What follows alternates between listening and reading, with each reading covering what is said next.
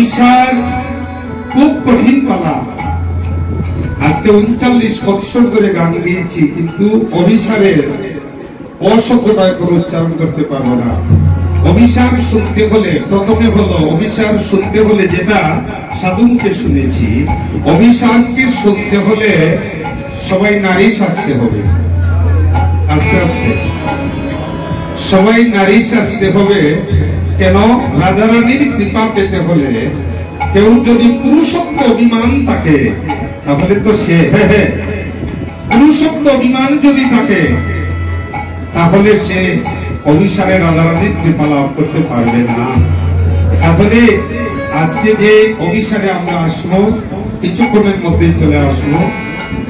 আজকে গুরুদেব আমাকে কর্ণ বলে নাম দিয়ে বললেন, ও বাবা, আমি তো তোমাকে মন্ত্র দিলাম, মন্ত্র দিলে তো দক্ষিণা দিতে হয়, তুমি আমাকে দক্ষিণা দাও।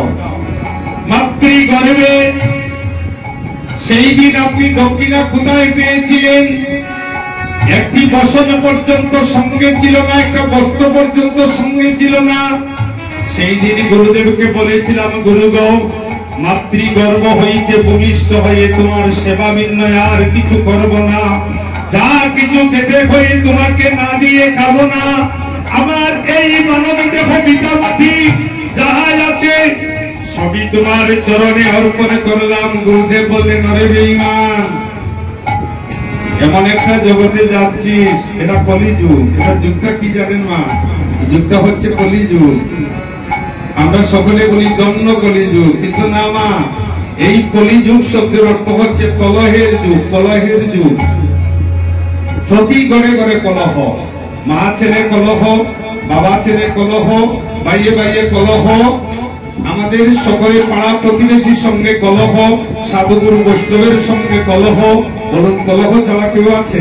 তাহলে প্রত্যেকের এই কলহ যুগে একমাত্র, এটা আমি আর আনছি না টেনে, এই কলহ যুগে আমাদের ছেড়ে দিলেন মহাজন, হরের নাম হরের নাম হরের নাম হরের নামইব কেবলম, কলৌ নাস্তৈব নাস্তৈব নাস্তৈব গতিরন্ন ভাবিব।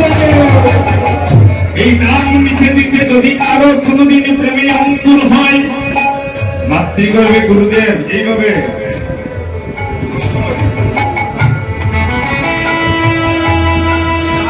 বললেন, আমার দক্ষিণা দাও। গুরুদেবকে বললাম, গুরুদেব, মাতৃগর্ভ হতে ভূমিষ্ঠ হয়ে আমার তো কিছু নাই প্রভু, আমি তোমাকে কি দেব? তখন গুরুদেব বললেন, তুমি যদি কিছু দিতে না পারো, তাহলে তো তোমাকে আমার এই মন্ত্র দেওয়া সঠিক হবে না, তুমি দক্ষিণা দাও।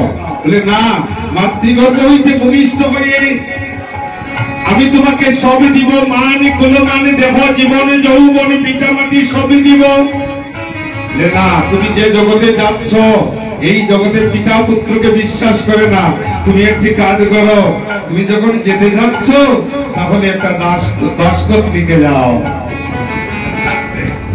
মাতৃগর্ভে আমাদের সকলের দস্তখত দেওয়া আছে, নিজ হাতে দস্তখত দিয়েছি। সেদিন কলম ছিল কোথায়, কালি ছিল কোথায়? সেদিনই কলম ছিল নয়ন, আর কালি ছিল নয়নের জল। সেদিন নয়নের জলে গুরুর চরণে লিখে এসেছিলাম, আজ হতে হলাম প্রভু আমি শ্রী গুরুর নিত্য দাস।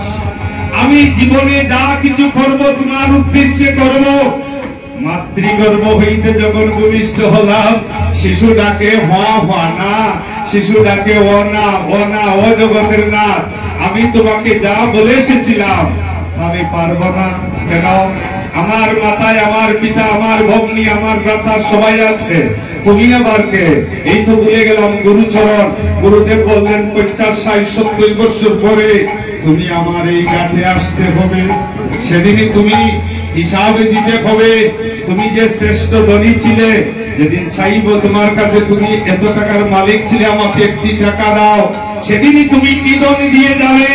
সেই দিনের জন্য যত ভক্ত বৈষ্ণব এই আঙ্গিনায় আজকে কাঙ্গাল ভক্ত সনাতন যুব সংঘের ডাকে যারা আহ্বানে, যারা ভক্তিতে এসেছেন, সবাই কেউ কারো দোষ না দেখে যার যার চিন্তা করে যার যার গুরুদেবকে দ্বিগুরুর মধ্যে এখন বসান, এইভাবে নয়ন মুদে একবার বসান আর মনে মনে ডাক দিন তাকে,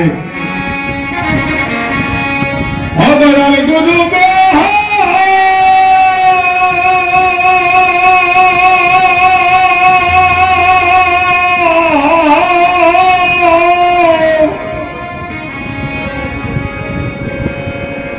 তুমি জন্মে জন্মে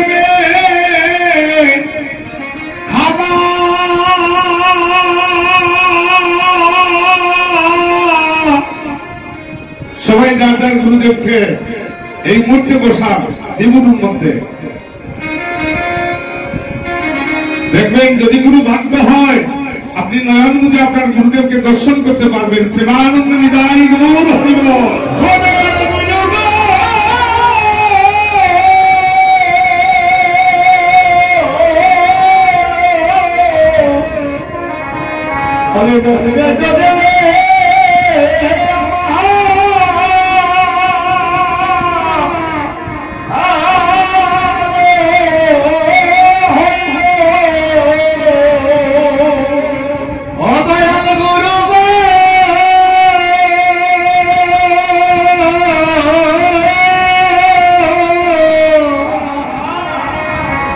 তুমি জন্মে জন্মে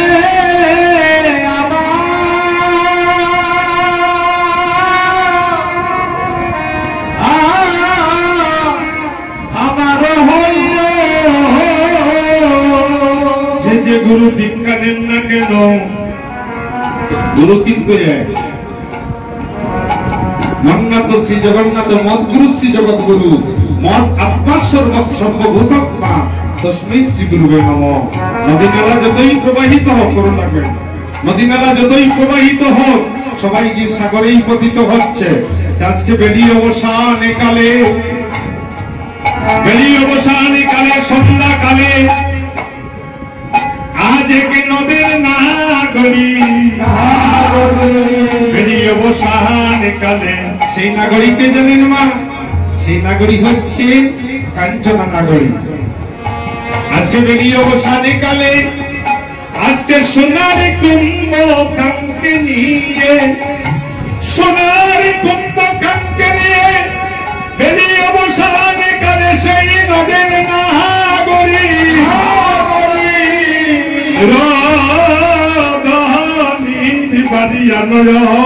করতে গিয়েছে। সেখানে গিয়ে দেখে, আমরা তো এখন ঘরে ঘরে বাথরুম আছে, তৎকালীন সময় কোন বাথরুম ছিল না, কোন বাথরুম ছিল না। তখন নদীয়ার নাগরী যেই মাত্র সোনার কলসি দিয়ে সুরতনী গঙ্গার জলে ঢেউ দিয়েছে, জলকে জলকে ভেসে আসছে তার গৌরাঙ্গ রূপ ছায়া কাহিনী। তখন নদীয়ার নাগরীর কলসিটা ছুটে গিয়েছে আর এক দৃষ্টিতে চেয়ে আছে আর মনে মনে ভাবছে আমায় নারী কুলে জন্ম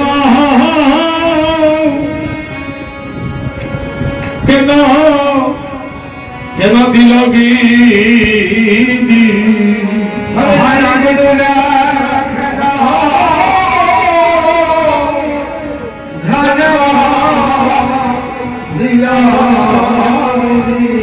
যদি আমার গৌর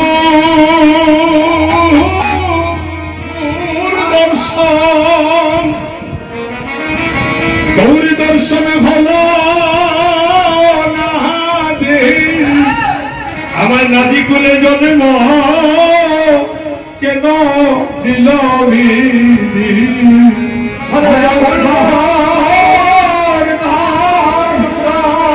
হলো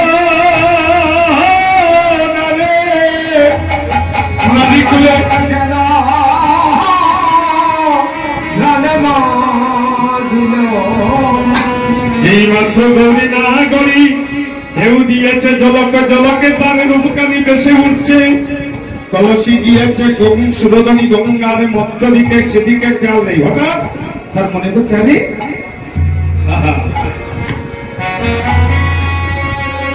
আমি তো কারো রূপ দেখতে আসিনি, দেখছি হলো আমার তো সেই কলসি গুলো কোথায়? আরে ও কলসি কোথায় গেল?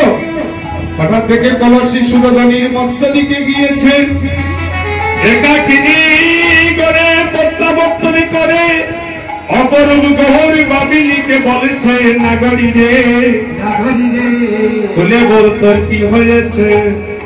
নাগরী বলছে, যে জনে গরুর দর্শন করছে। আচ্ছা গো মা, সাপে যাকে দংশন করে সে না জানে বিষের জ্বালা, যে সাপে যাকে দংশন করছে সে দিনে তো কেউ জানে না সেই বিষের কত জ্বালা।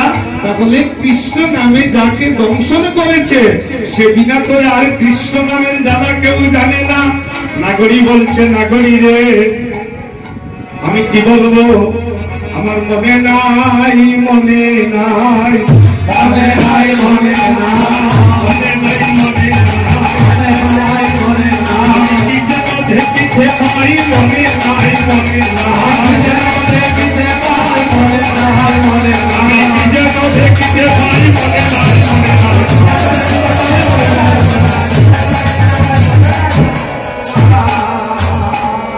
আচ্ছা সুস্থির হয়ে বল, তুই কি দেখে এসেছিস?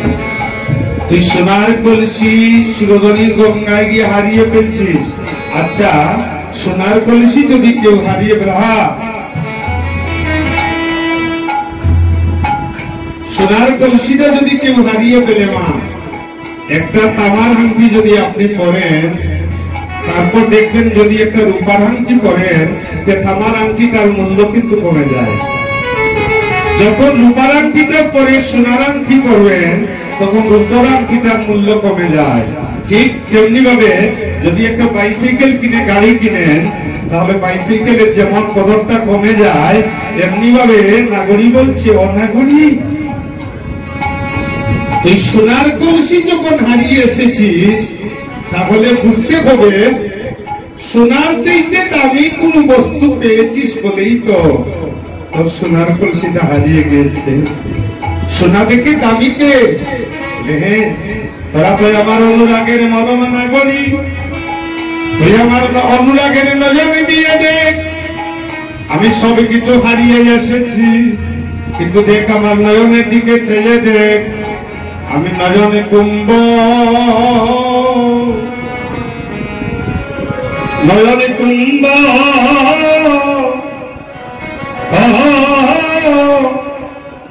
আমি ঘরে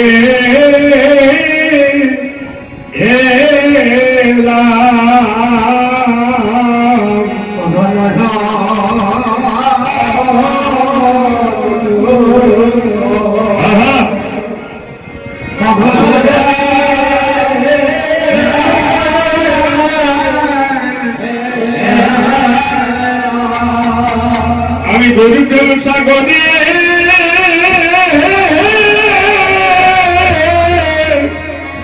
আমি ডুবিয়ে গেলাম, আমি নজনে কুম্ভ হয়ে এলাম।